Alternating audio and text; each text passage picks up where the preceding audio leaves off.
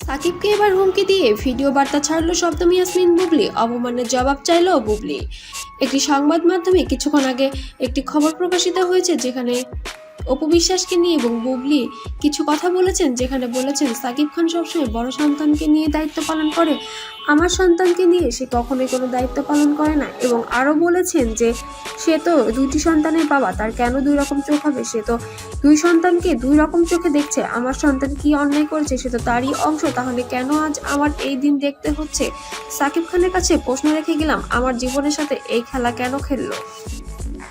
শাকিব খান নিঃসন্দেহে অনেক বড় একজন অভিনেতা, খুবই ভালো একজন অভিনেতা এবং অনেক বড় সুপারস্টার। কিন্তু আজকে আমি শুধু বলবো আমার সন্তানের বাবাকে বা আমাদের সন্তানদের বাবাকে, যে উনি সচেতন হলে ওনার যে দুটো ছেলে বা ওনার যে দুটো সন্তান, এই সন্তানদের মায়েদেরকে কেউ এভাবে অসম্মান করার সুযোগ পায় না।